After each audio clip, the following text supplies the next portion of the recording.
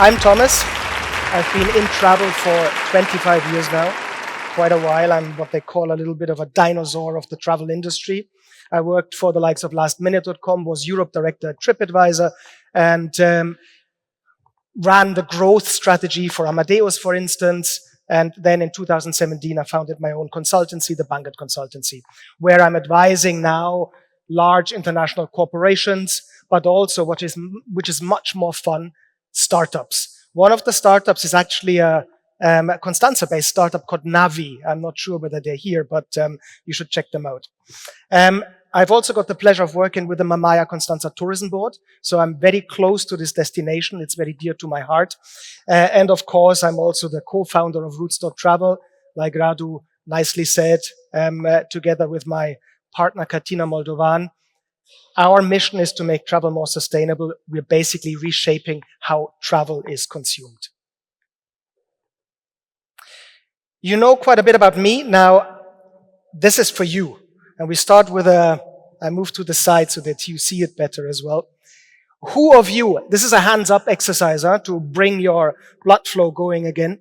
Who of you loves that kind of beach holiday where you barely find place for your towel? Hands up. And who of you would rather prefer that kind of beach? Quiet, peaceful, empty? Nice. You know where that is? Venice. So some of you may have been there. If city breaks where you rub your shoulders with complete strangers is your thing, hands up. Okay. If you prefer road tripping, for example, in a camper van, where you can stop wherever you want, hands up.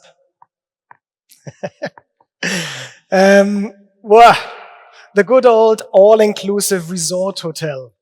Who's into that? Oh, yeah, we've got a few party people. And who prefers the great outdoors together with your mates, maybe sharing a glass of wine? Hands up. Okay. So you know where I'm going. In fact, whether you know it or not, you're all slow travelers. What does slow travel mean? It is, cheat sheet, all about immersion, intentionality, and connection. It actually means that you consume a destination more authentically and more locally. Okay? In essence, it's the opposite of mass tourism. And this is where we're going. So this is one of the trends that has happened, especially since the pandemic, where tourism flow is redirected to lesser known destinations and tourism income is redistributed to local communities.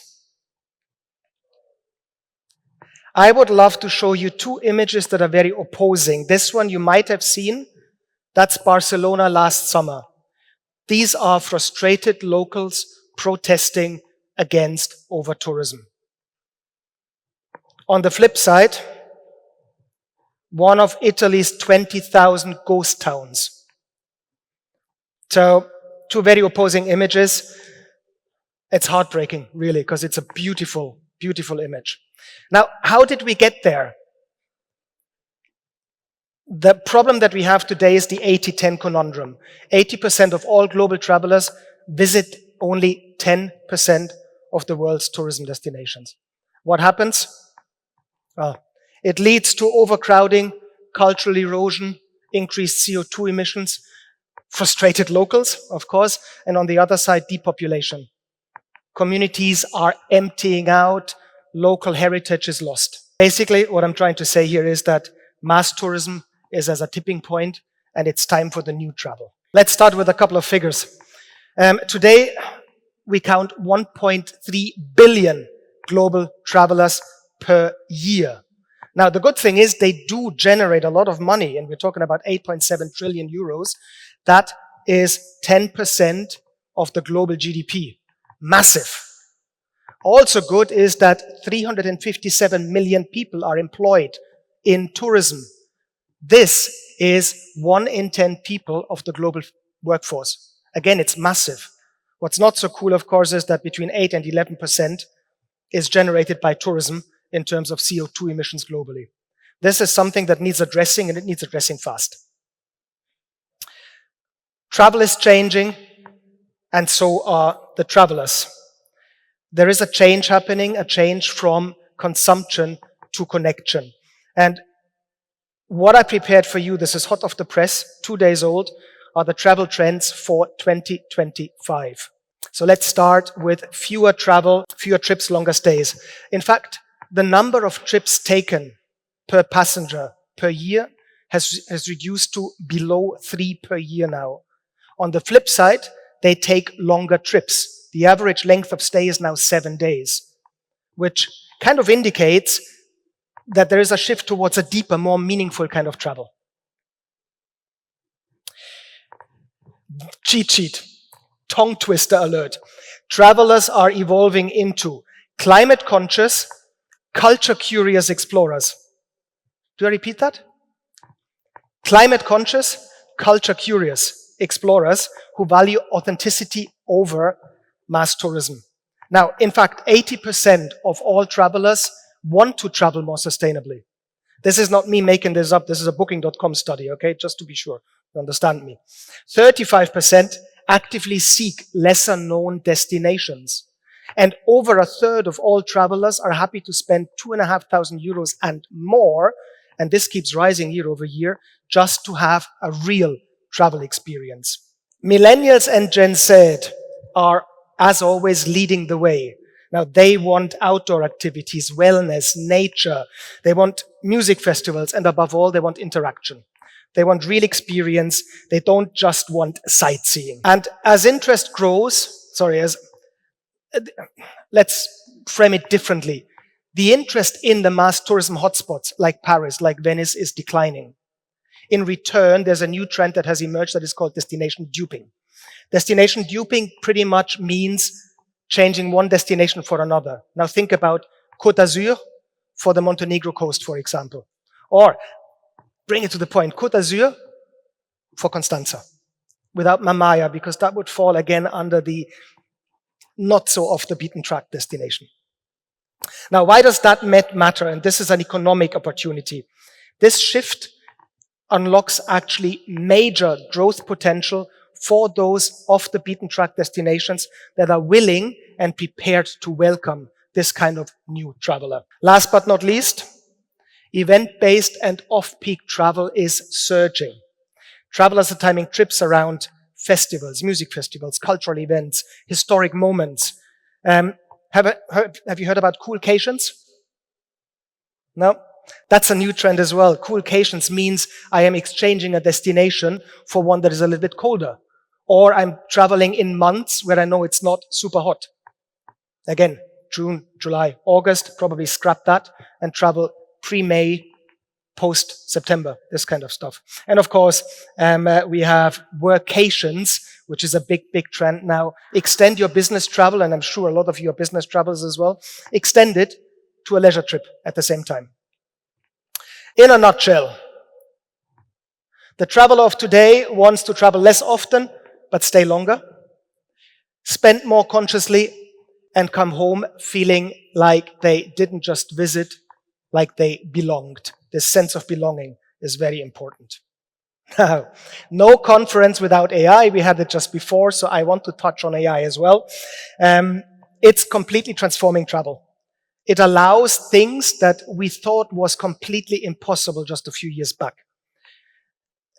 The shift in traveler behavior is, of course, emotional. It's led by the likes of sustainability and authenticity, but it's also deeply, deeply technical. In fact, there's a quiet revolution going on. Remember the old way of travel planning?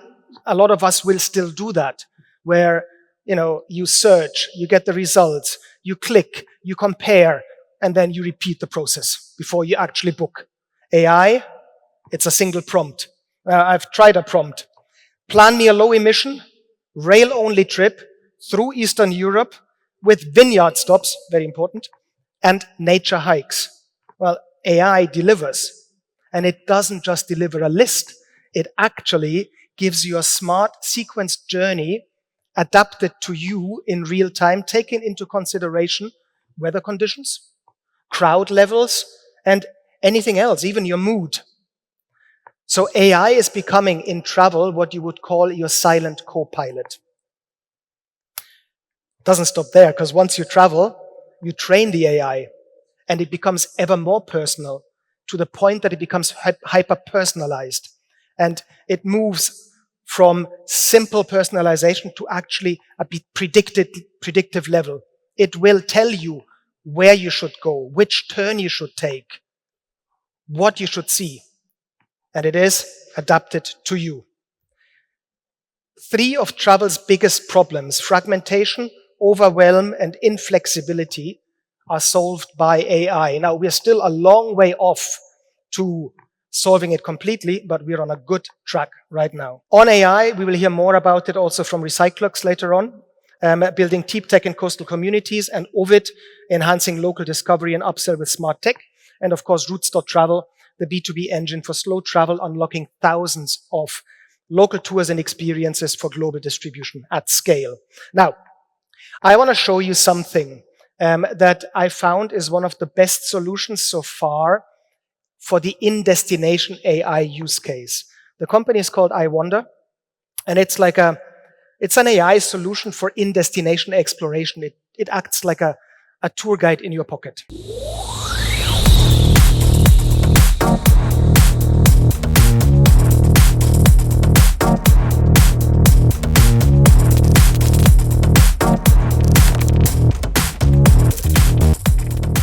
Picture this. You're standing in the heart of Milan, in the vast Piazza del Duomo. The sun is glinting off the intricate marble facade of one of the largest and most impressive Gothic cathedrals in the world.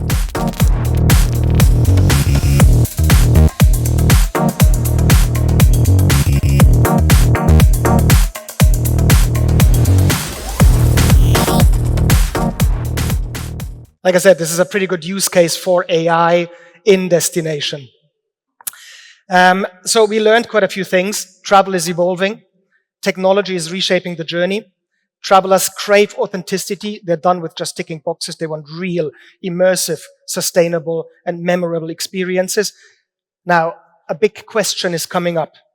How can tourism become part of the solution as we're entering the era of the new travel? It's no longer about sightseeing. It's about actually creating value for the communities that we visit, and not just for those booking portals that we book through. Because for too long, they got all the money. Now, looking at number 1, travel is fueling local economies. What does it mean? If I spend 100 euros locally with a local tour guide or a local cook, chef, whatever, actually 70% will stay in the community where it matters. So they're not just transactions, they're transformations locally. We've got a fairer value distribution as well. Local hosts will earn up to 3 times more per traveler than big tour packages. So again, local impact, really important to take that away. We've got, of course, the micro operators are booming, whether it's a beekeeper in Transylvania or whether it's a kayak guide in the Danube Delta. These local tourism businesses are absolutely thriving. Travel tech plays a big role in this one, connecting those local operators, those local businesses, then to the global scene, to the global traveler, is hugely important. And then I already mentioned that it's not just about profits anymore. It is about reviving places. We know that tourism done right, it creates jobs. It preserves cultural heritage, and actually it brings back people to potentially depopulated areas, whether this is nomad workers or whether it's remote workers or whether it is in fact a returning diaspora. It doesn't matter. Tourism done right helps you regenerate. And this is what tourism is, the new travel. It's a force for regeneration.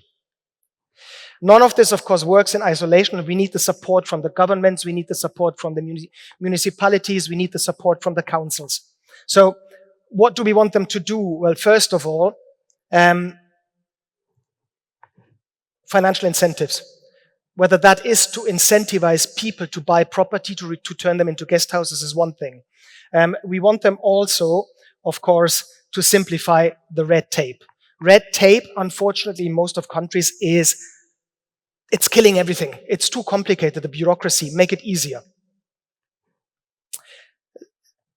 Infrastructure, digital infrastructure, transportation infrastructure, and also utilities, like, for example, internet speed.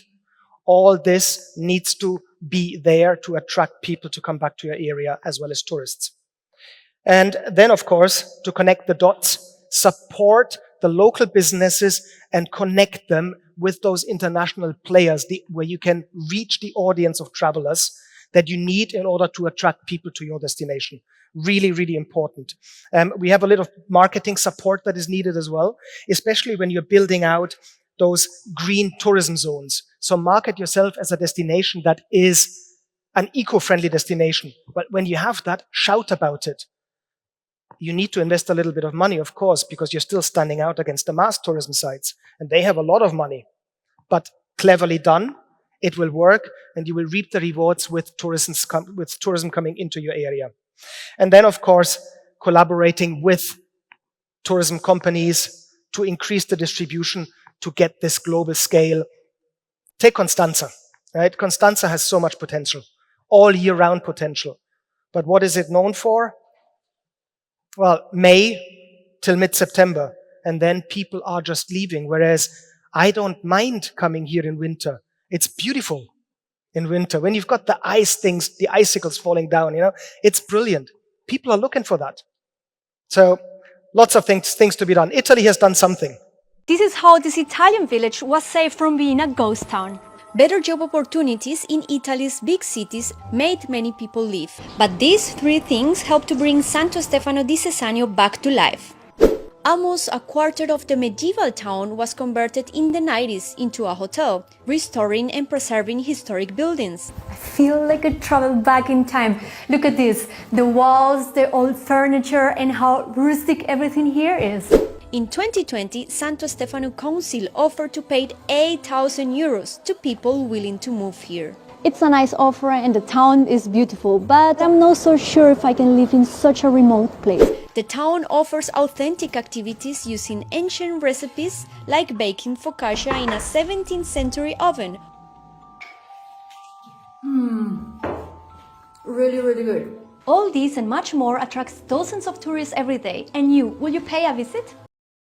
I'm sure you would. I certainly would. So let's finish up, because time is up.